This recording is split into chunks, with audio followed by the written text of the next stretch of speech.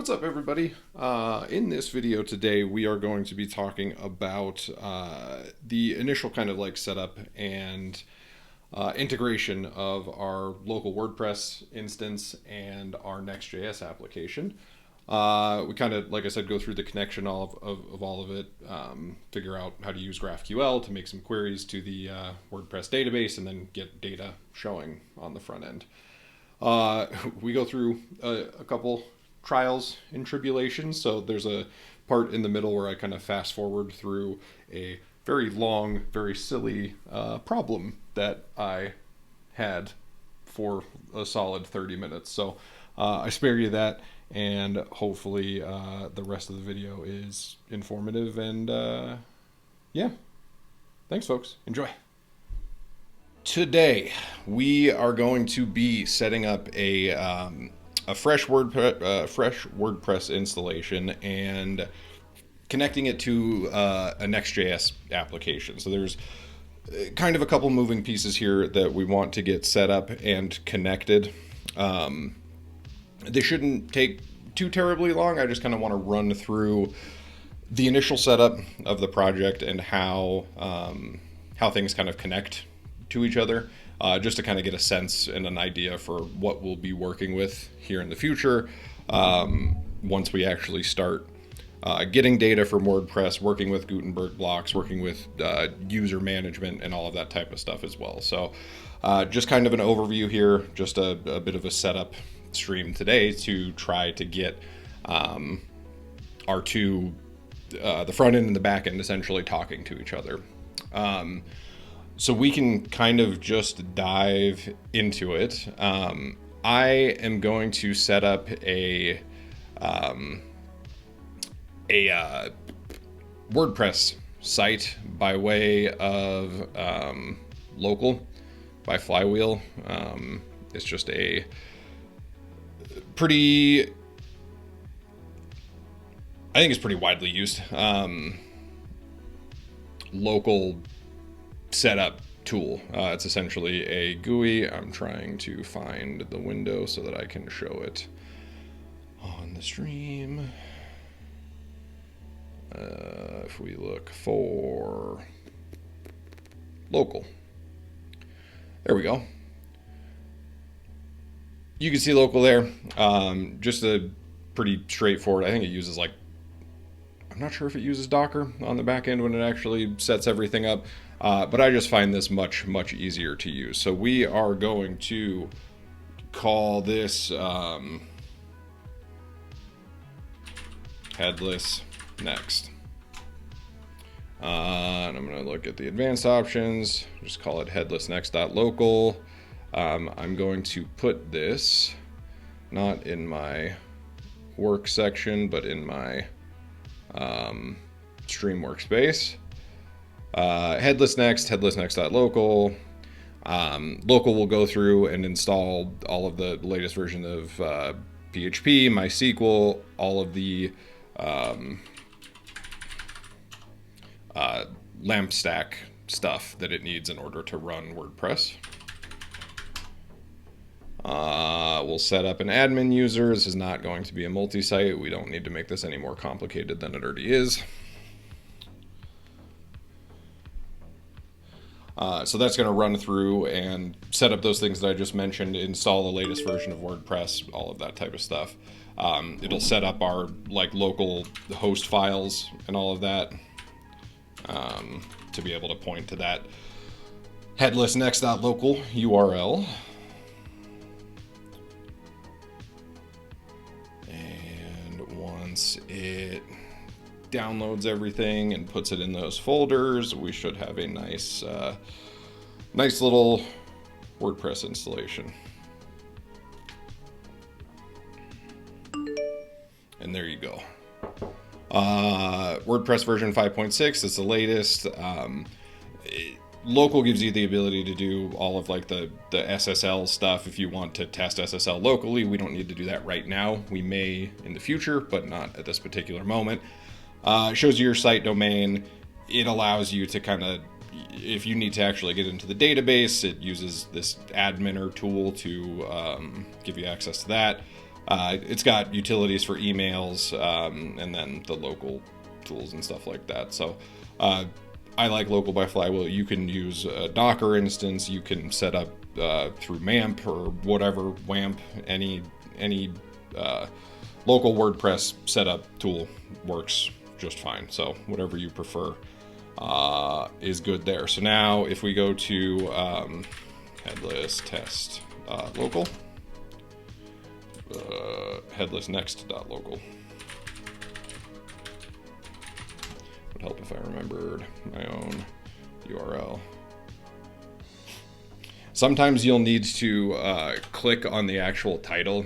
It adds this query parameter to clear the cache after your host file and everything is updated. So that's why it didn't show up the first time. But here we are. This is actually kind of cool. I haven't seen the new, what is this? The 2021 theme, and you also can't see that because my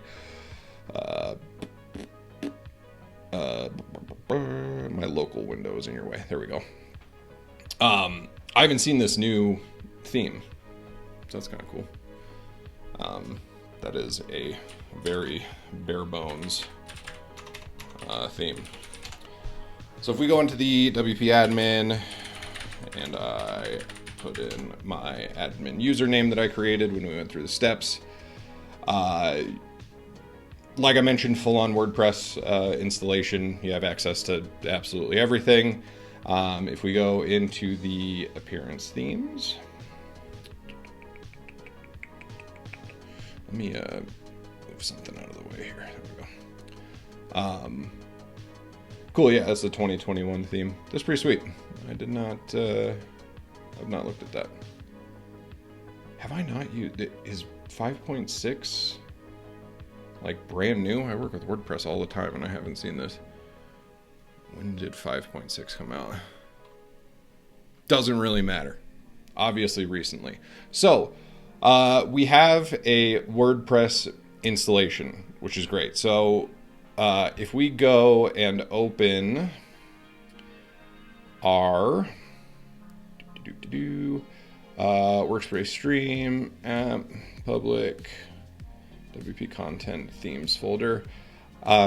For right now, we will just use the default 2021 theme.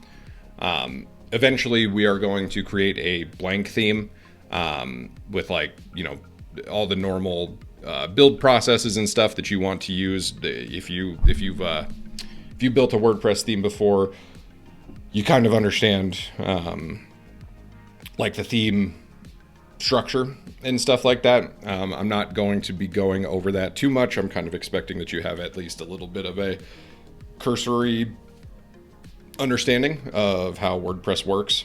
But we'll kind of get into customizing that theme in another stream, another time. But for now, we'll just open up the 2021 theme in VS Code just so that we have it here. I don't think that we're actually going to be doing too much at all in our WordPress theme. The only place where we might need to do some things is within the functions.php file. But I don't think that we're really going to be getting that far into it right now. So in any case, if we look through here, you can see the WordPress default installation comes with like an example post. It's just a little hello world post that uses Gutenberg. Oh, it's interesting. They have like the title and everything. It's interesting to see the progression of like WordPress default themes and how they start to actually implement some like best practices for styling things like the page title and stuff like that, because it's not terribly obvious to me that this is the actual page title where you would like adjust the URL slug and the categories and all of the like top level page settings or post settings that should be used to. But it's cool to see that they're like actually styling this stuff out. Yeah, with their updated themes. So this is just a normal WordPress post, uses Gutenberg blocks. We could add a cover block here. This is always my default kind of like go-to block for just kind of testing styles and stuff like that. Let's look for Star Wars. Ooh, nice. A very emotional picture. Is that Chewbacca? No, that's just someone in a hoodie with a fake lightsaber in a cave. Nice. We'll use that. Save that to my desktop. We will drop that file in here.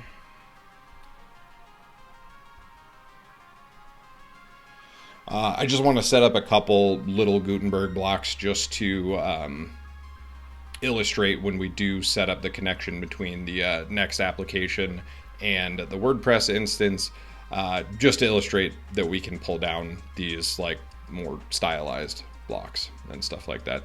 There's going to be a little bit of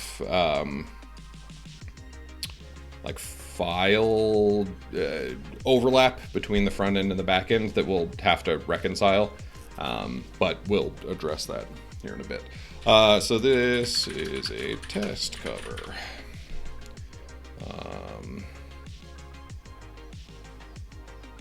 What else do we want to style here? There's text. We'll make the font. Oh my God. We'll make the text not gigantic. That is ludicrous. Oh my God.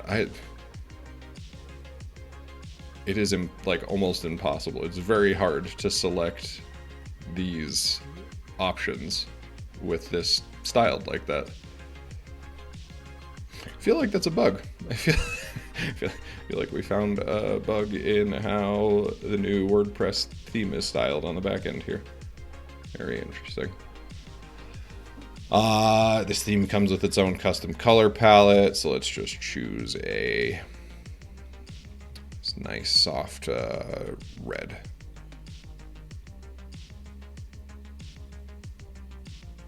Yeah, I don't want a background color on there. Okay, cool.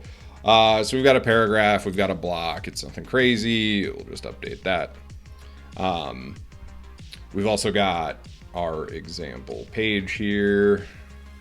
It's a sample page. Nothing too crazy in here. There's a couple block quotes, just the normal WordPress sample page stuff, which is just fine. So we've got a post, we've got a page. We should be able to use that data just to verify that we're properly connected to the WordPress instance through our Next application. The last thing for now in the back end here that we are going to need to do is install WPGraphQL. This isn't 100% necessary. It's not like required that you use WPGraphQL to connect like a Next or React application to the WordPress API. This just creates and exposes a GraphQL endpoint that we can hit nice and easily. So that's what we're going to do here. I think we can just search this through the plugins in the back end of WordPress. Plugins, add new. We search for WPGraphQL, we can install it on our local machine here.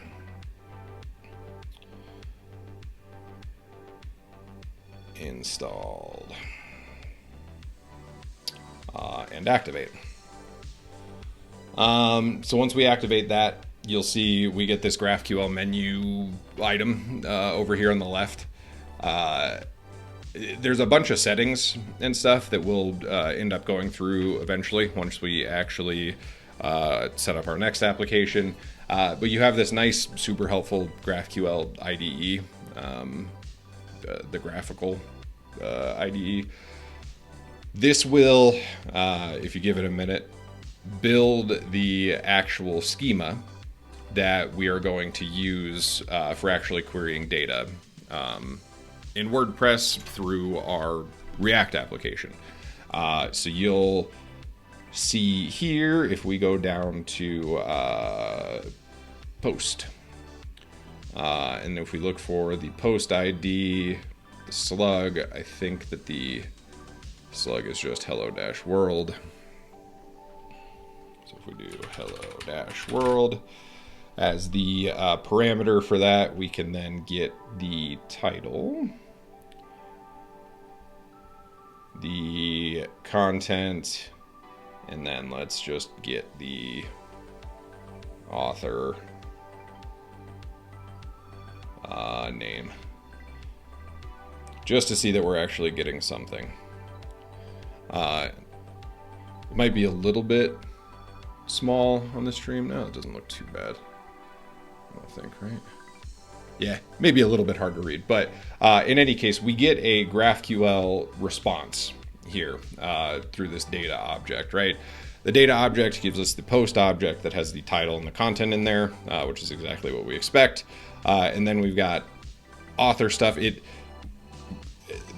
WPGraphQL plugin does a really good job of organizing the structure of this GraphQL response in a way that makes a lot of sense. So we've got all the connections that we need. You know, you can get the author, and then through the author, you can get their other posts and all of that type of stuff. So you can really design out a single post page however you want, exactly how you'd expect through like a normal custom WordPress theme or anything like that.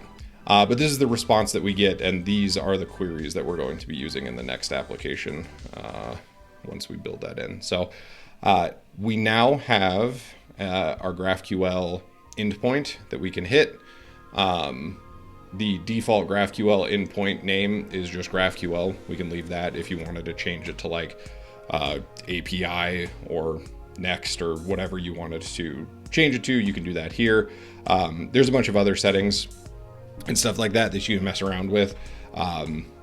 For our purposes right now, at least, I'll just leave everything as the default settings. So now we can actually get into installing our Next application. So let's go ahead and go to Next, go to their docs, and just make sure we get started in the proper way. Boop, boop, boo. Next uses Next uses Yarn to do their task running stuff. Most of their documentation starts with Yarn. They do give you options to use NPM or whatever you want. For our purposes, I will just go ahead and use Yarn. Let's go ahead and run this command. Let me move chat down there so that I can see it. Okay, cool. So I have Yarn installed already, so I can just do Yarn create next app. If you don't, you'll have to install Yarn, and then I think you should be good to go. I'm in the right folder. I'm going to name our project here.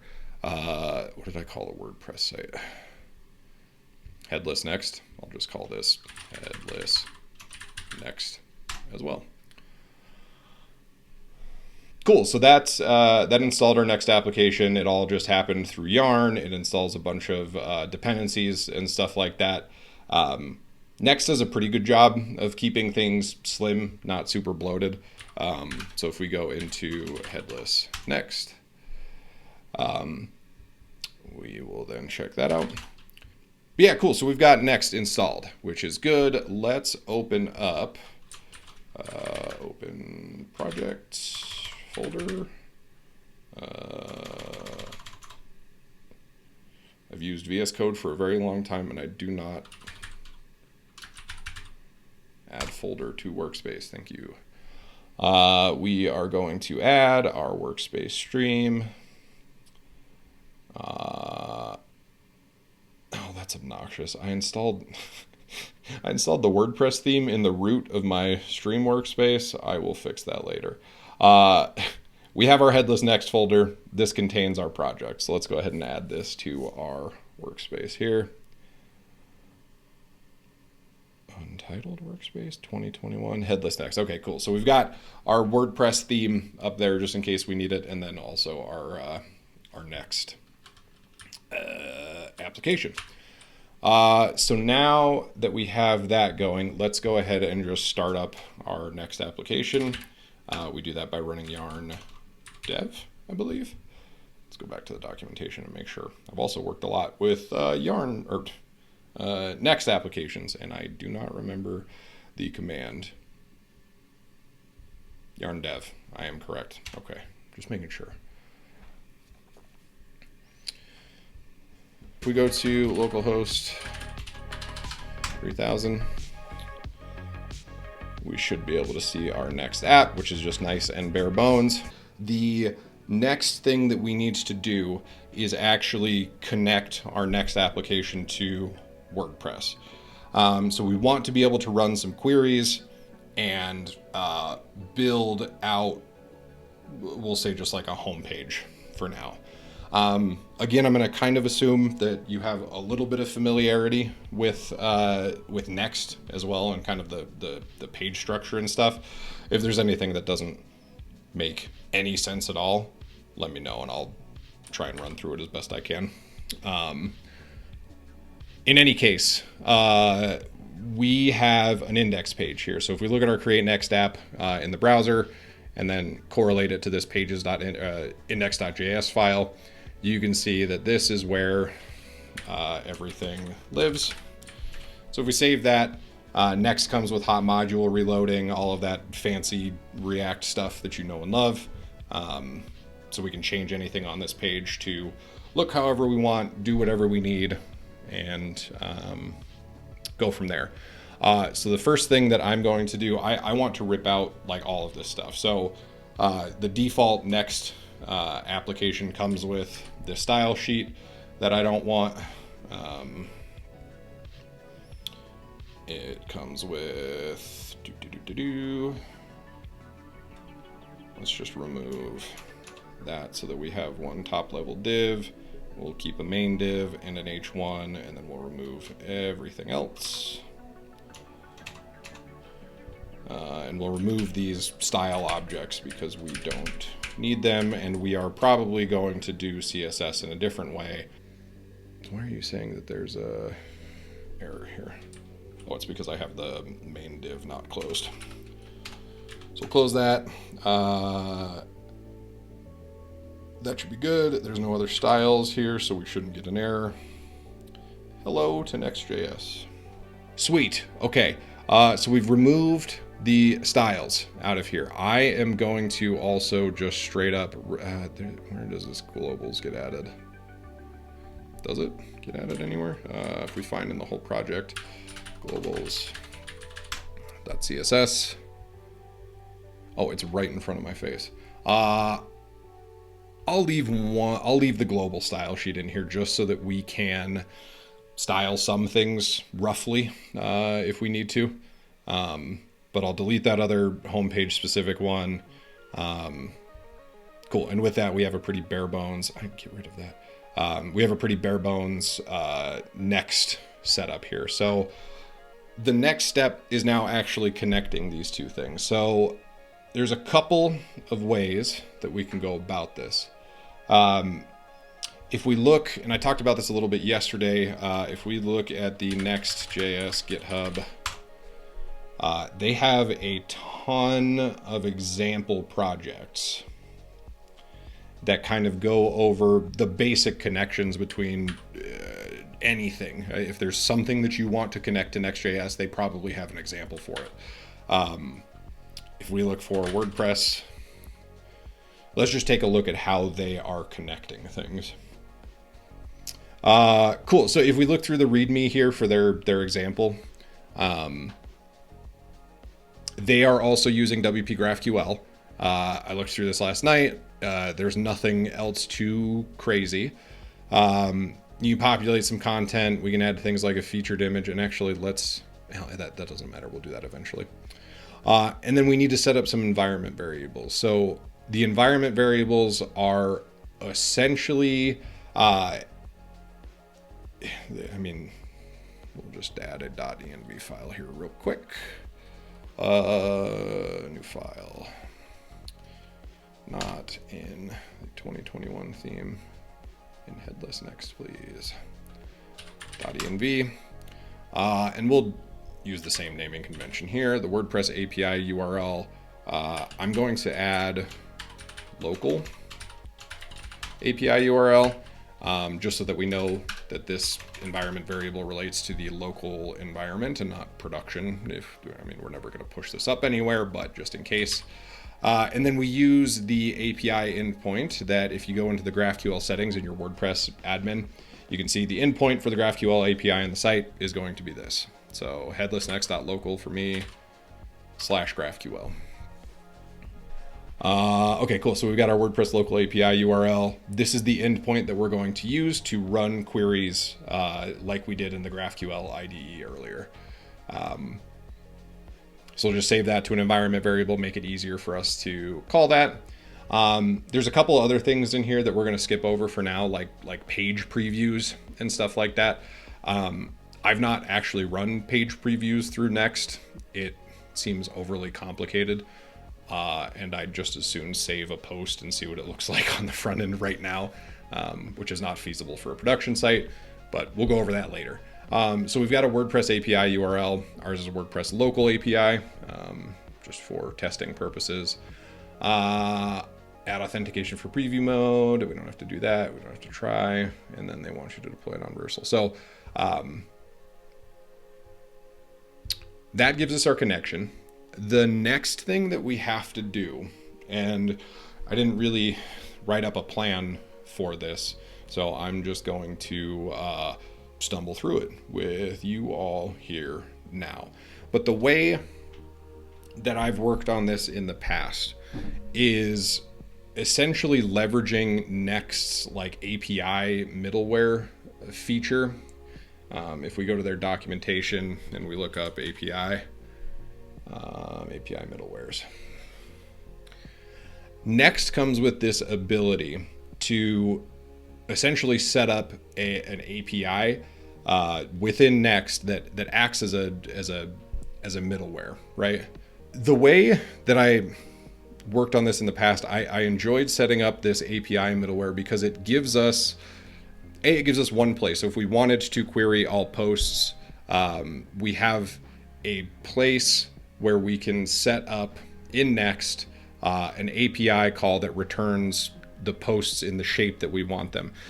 Now that may seem a little redundant right now, but when we get into user authentication and specific making authenticated requests and stuff for, say we have a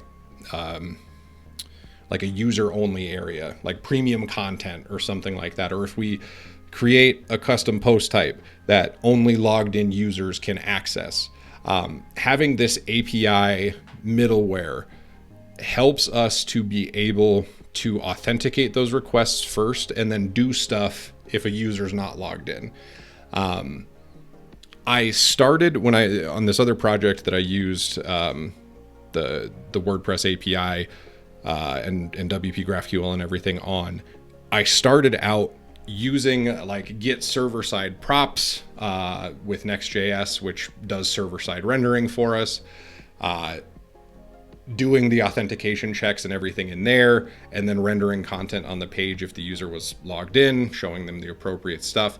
And that ended up being a little bit more convoluted than I wanted it to be. So I ended up moving most things to API routes within Next that end up just returning data based on server-side logic for the most part.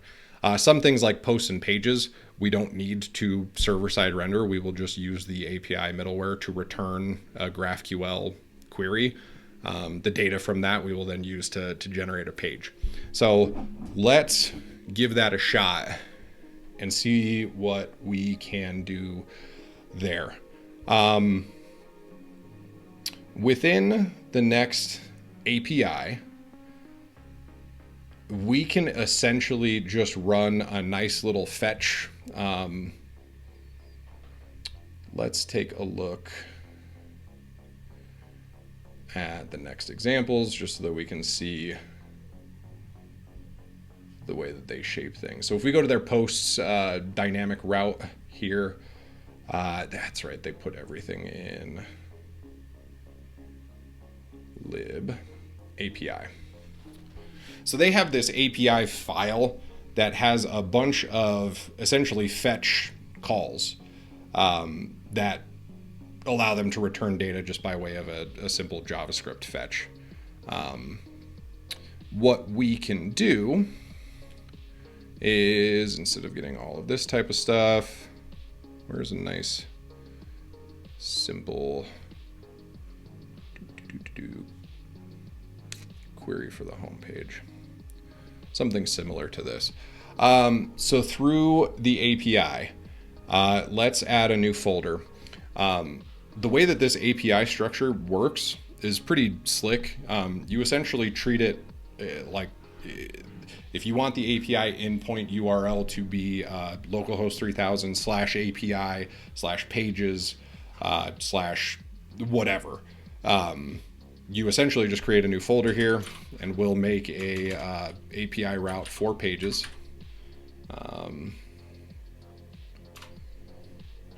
We'll call it page singular for now, and we will create a new dynamic route called slug.js. So if we go to /API /hello.js, this is just their example that they have set up for us.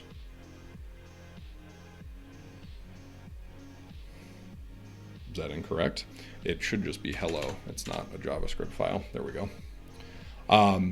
You can see that the API essentially is just returning a JSON object, right? There's nothing too crazy or complicated about it. We can make it as complicated as we need it to be just by way of using JavaScript. So it sets the response status code to 200, meaning that you get a good response. That's great. And then it sets the JSON output of the, it returns this JSON name, John Doe. If we change this to Dom Doe, refresh the page, the data changes. So there's nothing inherently complicated about what the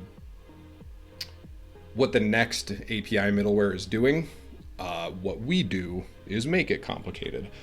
So if we want an API endpoint for querying a single page, if we wanted to query the home page, for example, let's go into our WordPress admin and just set it up so that the sample page, if we go to reading, instead of doing our latest posts as our home page, we're going to select the sample page just for testing purposes as the home page. This should allow us, and it won't matter because we're going to be querying through GraphQL the page that we want. So if we go into the GraphQL IDE, let's take a look at all of our pages once the schema builds here on the left. Let's get this set up too. So we'll do almost exactly this. We're just going to export a default function. It takes in a couple of parameters, the request and the response. We will use this request variable here momentarily to dictate what we are querying within the GraphQL API, the WPGraphQL API. So if we look on the left-hand side here and look for posts, we want to query all posts. Actually, that's incorrect. We want to query, this is a single page. There we go. This is a single page that we want to query based on the slug that exists in the API URL that we're requesting, right? So we want to query a page with an ID that matches the, it's going to be the URI or the Couldn't we pages? I thought we could query this by slug, which maybe this URI is the same. So let's just look at sample page, I believe is what we had that called in the pages here. Sample page. So let's see if we can query just the sample page and get the title back.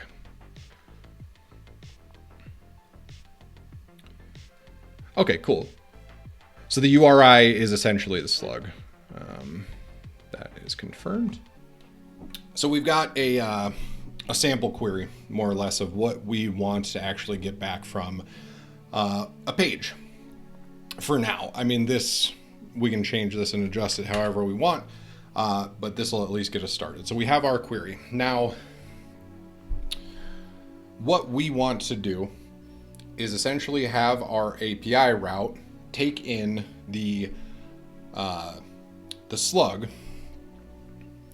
and use that as the parameter for our GraphQL response. So let's set const data equals await, and we're just going to use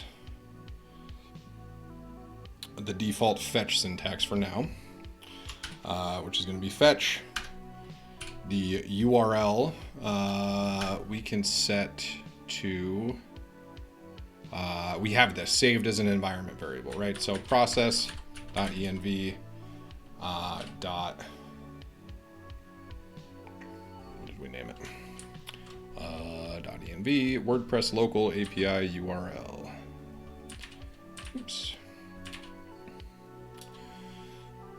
Let me wrap this text and actually get rid of the sidebar so that this is a little easier to read. Okay, so the first argument that the fetch function takes, if I don't delete everything, is the URL for the thing that we're trying to fetch, right? So we're hitting the GraphQL API endpoint. That's what we need. The second argument that it takes in is an object. Now this object takes in a method where we tell the fetch API that we're posting data. If we had any like authorization headers or anything like that, we would add that here as well. But we don't currently, we will eventually. But we're going to JSON stringify a GraphQL query.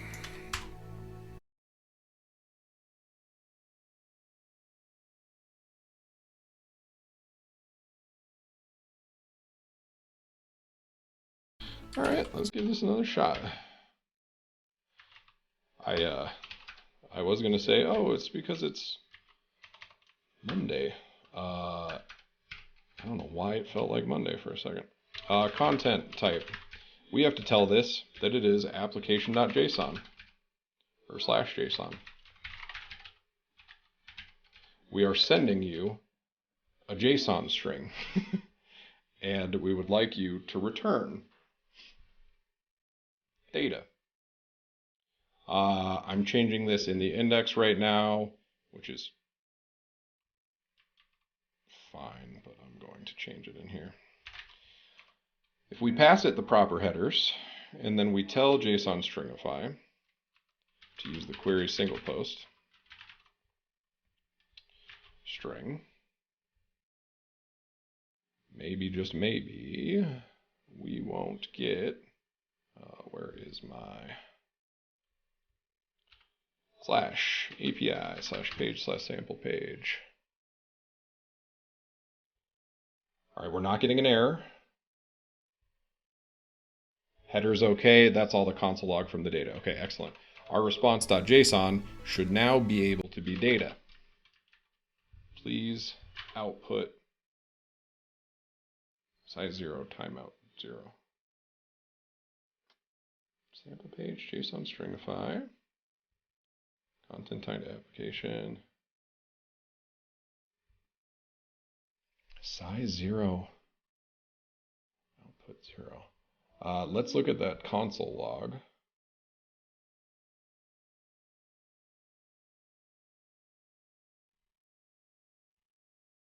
see what we're missing here. ID and ID type. Got both of those. We've got it async await.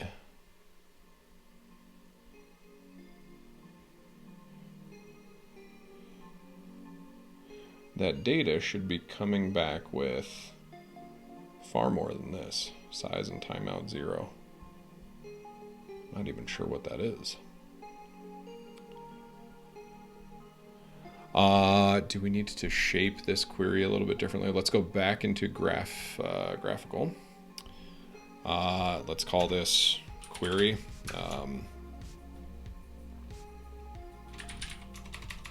Single post.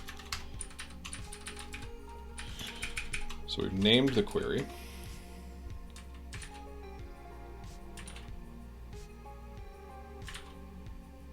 We're still just getting size 0, timeout 0. I've never seen that before. Let's look at the headers. So we got a sample page. We're telling it the request headers. Headers, content type, application / JSON. That should be correct, right? Object, content type, application / JSON. Make sure I spelled everything correctly. Yep. Const headers, method post, headers are headers, JSON.stringify query and variables. We don't have any variables set up right now, so that's fine. Save that. Go back here. Do a quick refresher. So response headers application.json, that's what we wanted. If we look at the response size 0, time 0.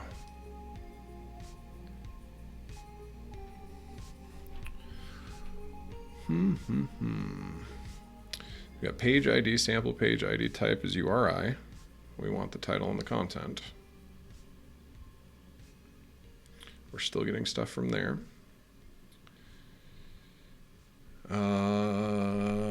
Let's see. Size. WPGraphQL. Size 0. What is that? No, that's not going to help me. That's a terrible Google. Interesting.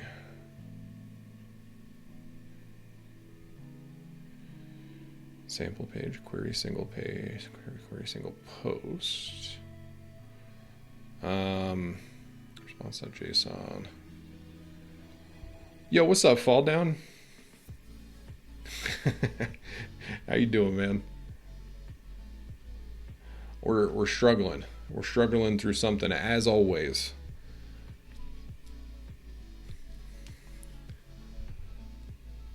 I'm getting a response from WPGraphQL, but it's not giving me the response that I expect.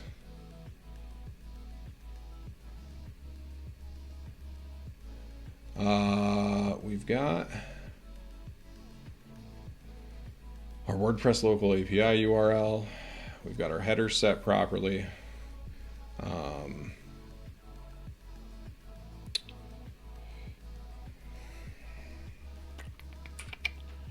Let's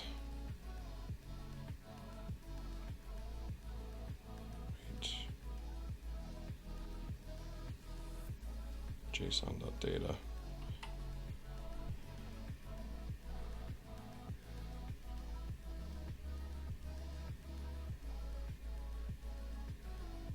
Or are you running through the advent of code? That's cool. I haven't even looked at that. I will look at that in a minute, but I'm not going to let it distract me from trying to figure out this stupid issue real quick. It's going to be something dumb, and I know that it is.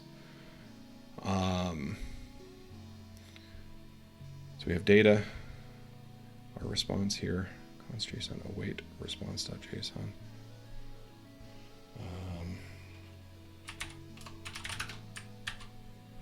Can we await that there? No, which is fine. So we have our data. We need to transform that to JSON.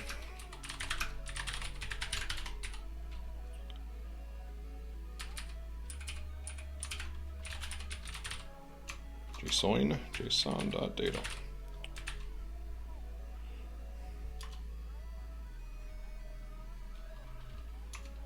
And we want to, let's just try returning.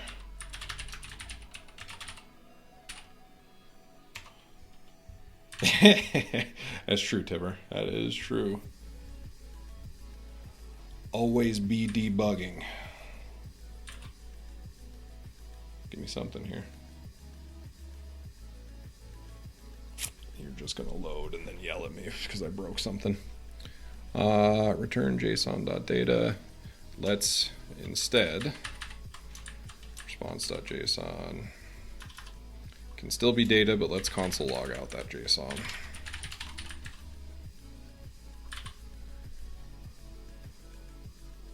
Query or query ID. Okay, at least we're getting an error message now, so that's good.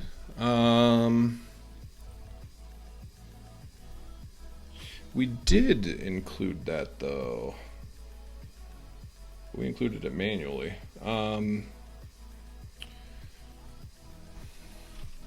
Let's pass our query an ID variable, which is going to be an ID, and an ID type variable, which is going to be a post. URI.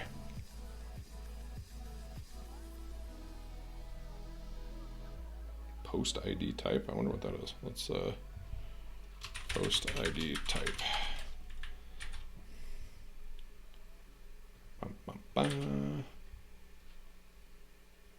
One of the two parameters, query or query ID. It do. Query that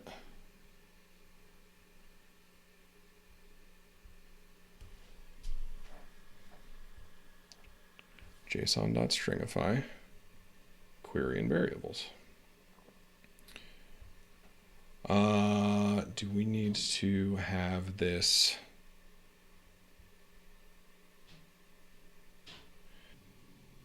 Does it?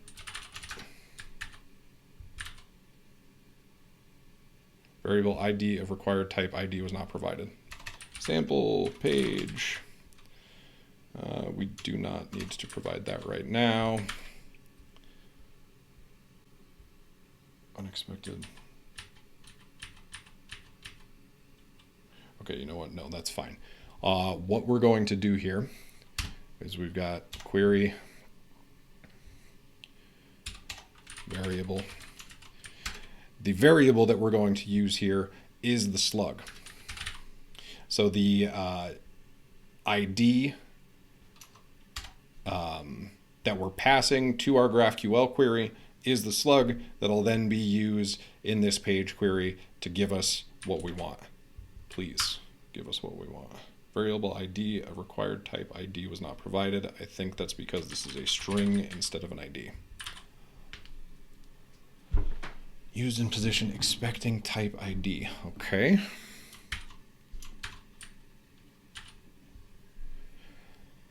Variable is slug.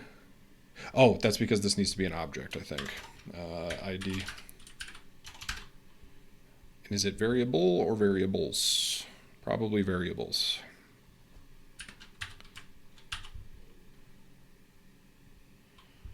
Fingers crossed. Oh my goodness. Okay, the console log is correct.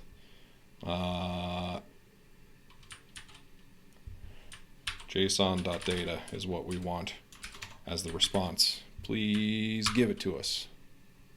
Oh, painful, but we got there. We got there. Okay.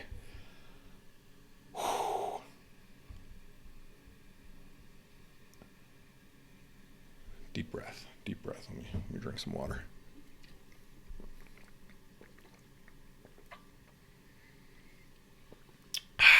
Okay, that feels good. We now, after blood, sweat, and tears, have an API middleware in Next that we can use to query a page in WordPress. So now, to test this out, let's go back to our WordPress backend here. If we go to pages, let's just create another page. The privacy policy is already there, so we'll just use the privacy policy and publish that. Since it was in draft mode, that is now published. What we should be able to do now, because this is published, is using our dynamic route that we created as the slug here, we can, instead of sample page, query the privacy policy. And we get the privacy policy page and all of the content associated with it. That works great. The nice thing about this, and it's not going to become super obvious for a little while until we actually start doing like authenticated requests and stuff like that. But the nice thing about this is we now have the ability to, before data is even returned, run some server-side logic on this. So if this content is private, for example, or requires a certain user type or someone to be logged in or something like that, we have the ability to do that on the server side so that no data that shouldn't be leaked is leaked. It essentially, we get to dictate the output of the data depending on user status or any other number of things. So doing the API middleware route for these queries feels correct to me in this particular moment. We'll see how long that lasts for. So we have our connection. That's good. What we should do now, and this I think will be the last thing that we do because I do have a real life meeting, not real life over Zoom, but a meeting in 30 minutes. So let's bust this out real quick and actually get some content on the page. And that'll feel good. That'll be a good place for us to stop, I believe. Yeah, it's been a couple hours already. So yeah, I think that this will be a good stopping place for us. So we have an API endpoint that we can hit. It's returning data for us. Now, let's think about the best way to handle that data on the actual page. So if we look at the NextJS example, I believe that they're using get static props to, on the index page, for example, get static props. They run the query and then they set the data that they get back from that query as props on the page. Now, we can do that as well. If we just do export async function, get static props,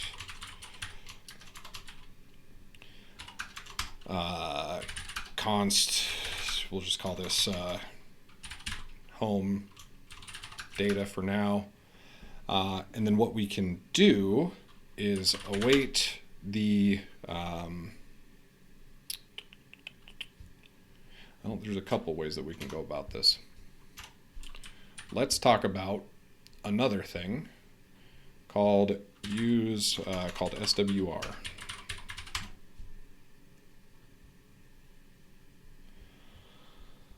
So SWR is another tool that Versal made. The same people that made NextJS made SWR. This helps us do remote data fetching a little bit easier, and I'll go through that. When will be the next stream? Spinach, let me... I honestly might start up the stream again and keep going on this after my meeting.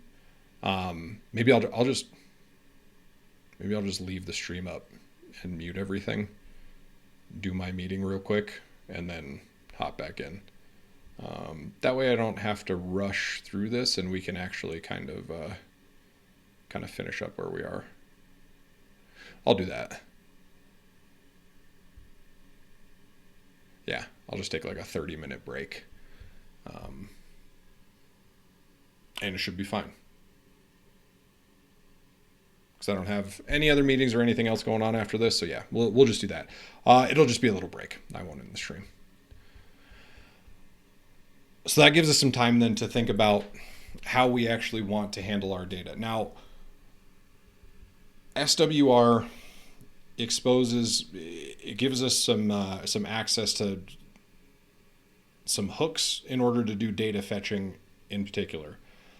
If we read through this introduction, name SWR is derived from stale while revalidate. My music also stopped. There we go. A cache invalidation strategy popularized by HTTP, RFC, blah, blah, blah. SWR first returns data from the cache, and then it sends the fetch request. So part of what I like about SWR is that thought process in general is it allows us to make these data calls quicker and serve some data if it's cached. So like if you think about, I always think about the example of like the user on the subway, right? If they're going in and out of like a tunnel or something like that, they lose service. But they've been to your site before. If they're clicking around the site, their phone, their browser has data cached for them using this strategy. So there's some data cache. So if they all of a sudden lose service and they tap on an article or a page or something on your site, then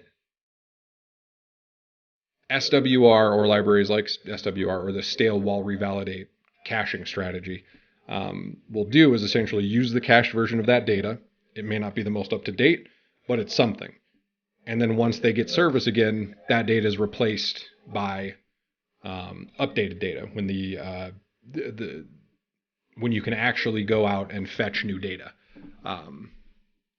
So we've got things like transport, protocol agnostic data fetching, fast page navigation, revalidating on focus, interval polling, deduplication, local mutation, pagination, server-side rendered support, which is important for us down the line, React Native, a whole bunch of stuff. So I think using SWR is going to be how we want to handle our data. So let's go ahead and commit to that. Getting started, let's just do a quick install. Yarn add SWR.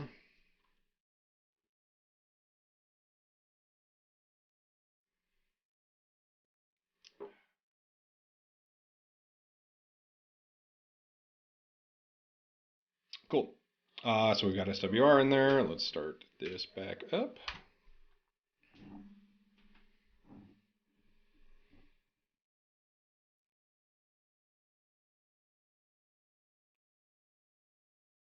And then let's use SWR to make a request. Quick start. So because we built out our API, we're not necessarily going to be making a request out to the WordPress side of things. We're essentially going to be making an internal NextJS API call from within our application.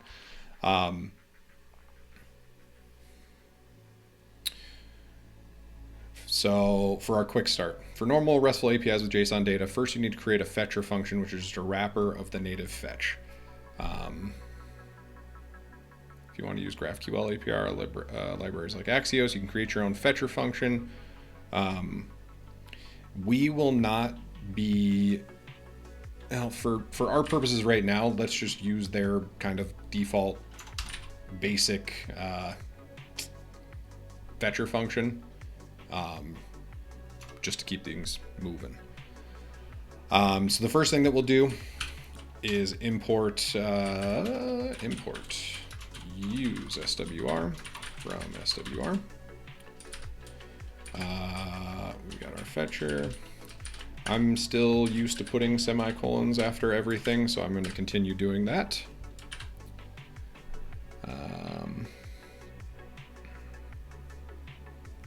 We have our home function, and now we can do a quick little const.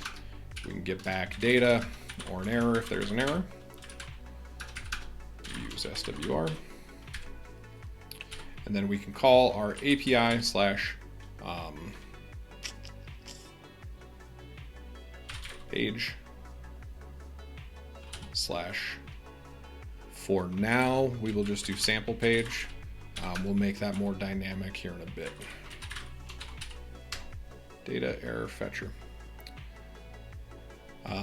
Now we can do a couple of conditionals. So the way part of what I like about using this methodology of data fetching is it gives our application some state, right? Where it's like a loading state or an error state or a completed state. So we can do if there's no data, then things are loading, and we can just return. We can return an entire component, or for now we'll just do div loading.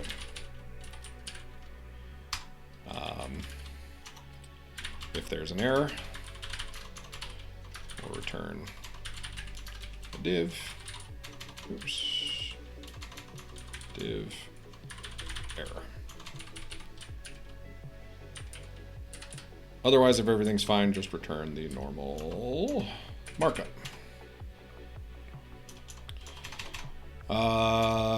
So we got all that handled. Let's just do a quick console.log data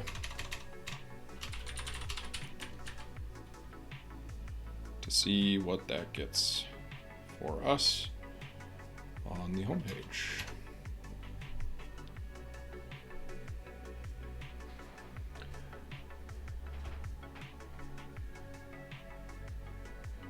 We look at the console.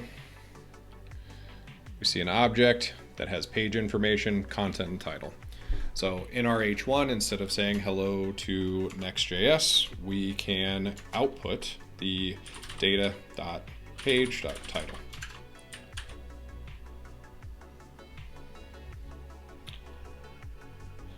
And then in addition to that, so one of the things that is a bit tough with WordPress is the fact that it outputs the content with HTML tags and stuff like that. It's necessary for Gutenberg blocks. It's necessary for essentially getting the data from WordPress and styling it and having it match the markup that the administrator or the editor put into that poster page. So what we have to do is create a div where we dangerously set inner HTML. And I think, let's take a look, React dangerously set inner HTML, just to make sure that I write this correctly the first time.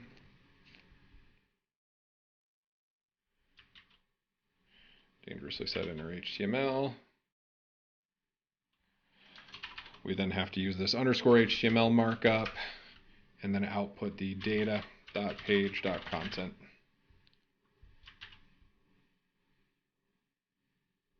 And this obviously need to close that div down. From there, we get all of the content from WordPress marked up exactly like you expect it.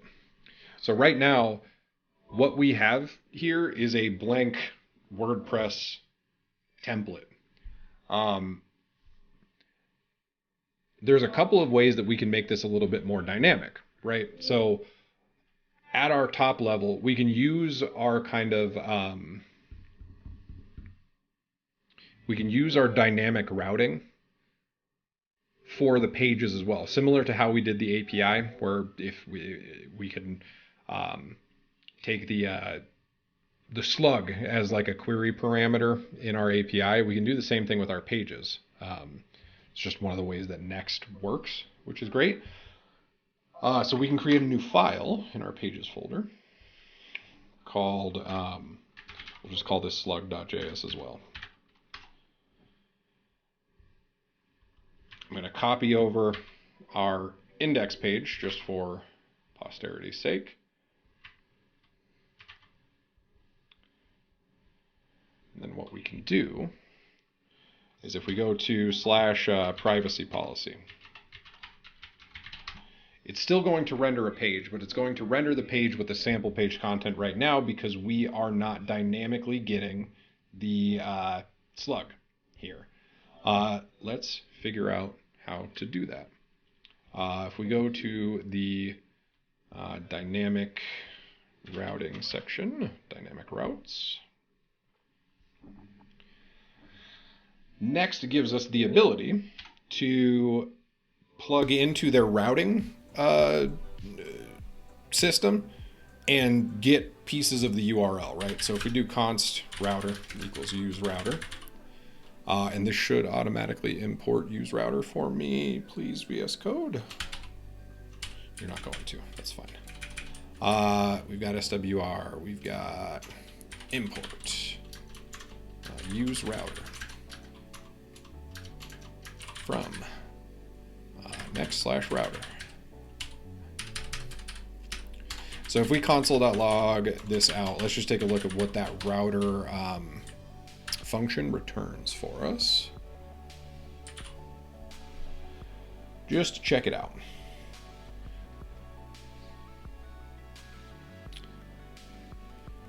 So you can see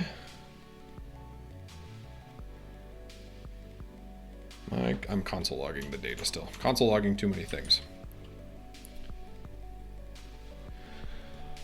So you can see here that we have a bunch of information kind of at our disposal, right? So we've got the path name, we've got the query slug, we've got the route, we've got a whole bunch of information that we can use to our advantage, right? So if we wanted to pull out specifically the query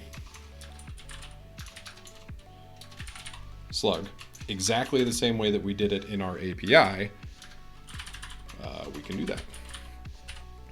And then we can use that slug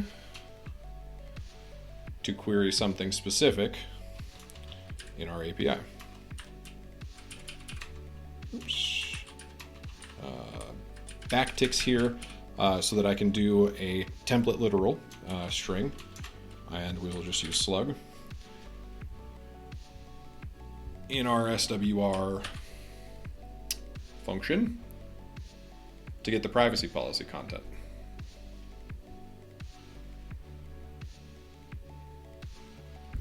This is the first time that I'm running through this idea that I had in my head to kind of standardize on how I want to build next projects with WordPress as a backend. This feels good to me. I'm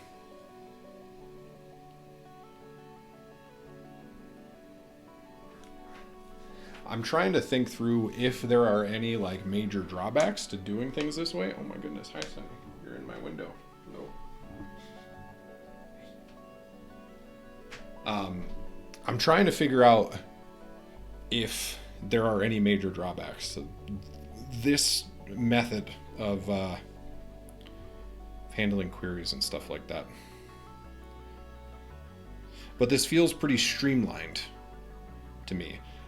We essentially set up a bunch of API routes that mimic GraphQL a little bit in terms of what we need in order to output on the front end. We don't have a bunch of statically generated content unless we absolutely need it.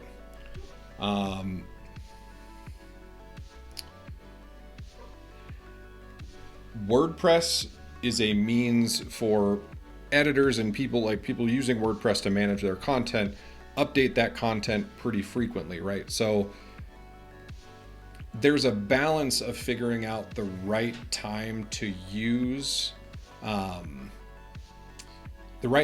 static site generation and server-side generated content. It's part of what I like about Next is it gives you the option to kind of choose. You pick and choose when you want to do that. So for a page like the home page, for example, depending on how often that content is updated, it may make sense to use statically generated. It may make sense to statically generate that content as opposed to server-side generating it. So those are some just thoughts that I have in my brain that we're going to have to figure out as we continue down this line of thinking. Benjamin, thank you very much for the follow. I appreciate that. So yeah, that's just kind of where my head's at, trying to figure out if there are any drawbacks to doing things this way. I mean, truly, the biggest problem that I've found with statically generating content that's coming from WordPress is the fact that if the user updates it, we have to wait until the site is generated again in order to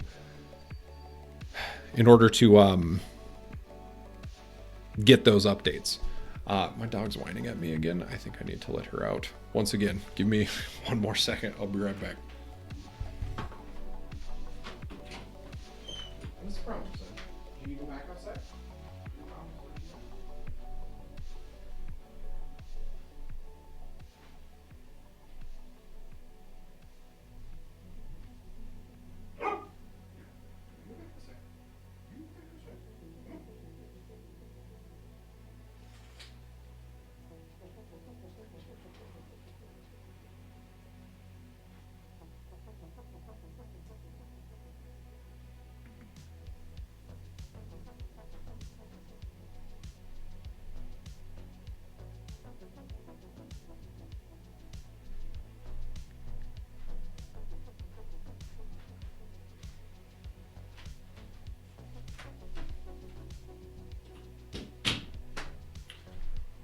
Okay.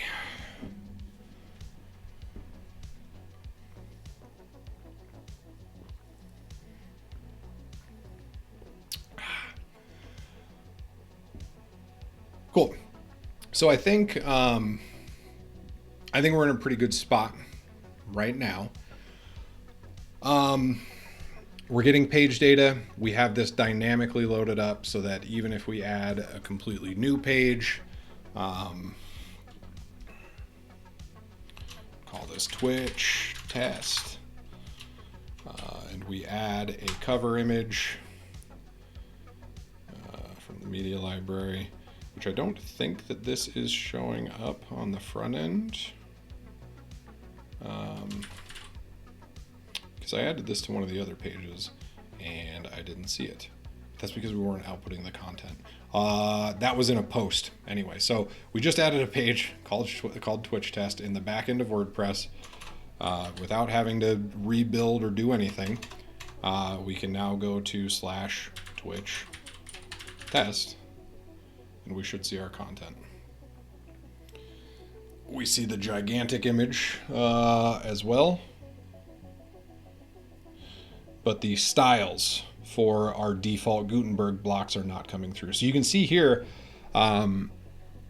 we get some like WordPress classes coming through. Let me blow this up just a little bit and make it easier to see for you folks.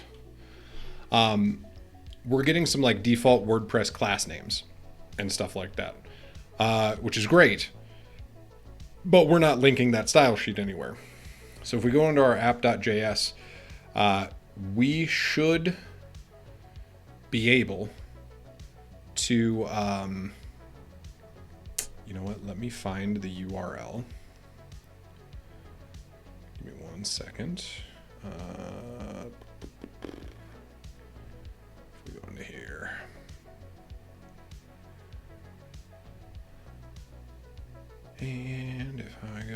to our pages. App.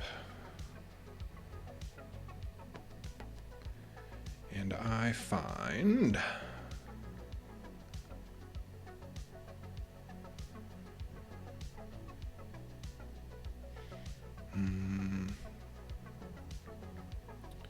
it's not in there.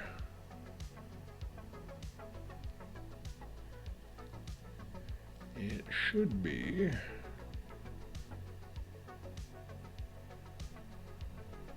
Here we go.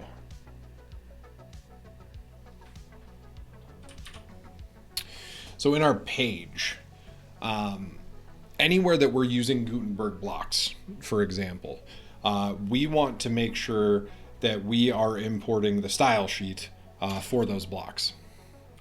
So we have this little style sheet link here that I need to add a environment variable for, but I will not do that right now. What I'm going to do is essentially just copy and paste the URL for our headless next installation, and we essentially point the next application to our WordPress installation and tell it, hey, go look for this default style sheet in the WP include CSS disk block library blah blah blah area. Because if we were to actually look at the front end of the WordPress installation, we can see that block library. You can see that we have the URL for this default style sheet, which is on version 5.6 now. So if we save that, we go back to our page, we should see a little bit more styling around these things. Oh, whoops. It's because I'm on the index page. We need to do this on our catch-all route page. There we go. That's what I'm looking for. So now we actually have the default block styles coming from WordPress. So literally any block that we threw in to the sample page, which I think is just a paragraph. There's no crazy styling or anything there. Privacy policy. Oops. Privacy policy. Nothing crazy in there either. Yeah, I think the only place that we have any information is here. Really appreciate you sticking with me through that entire video if you've made it this far. Yeah, hopefully that was helpful, and at this point we've got a really good kind of structure for our WordPress and NextJS application, and from here we're going to start building out how to handle subpages. We'll do some stuff with posts, make a couple more queries, and then finally start digging into more specific functionality once we've got all the connections and everything kind of handled. But again, thank you very much for sticking with me through this whole video, and yeah, I appreciate it. Have a good one.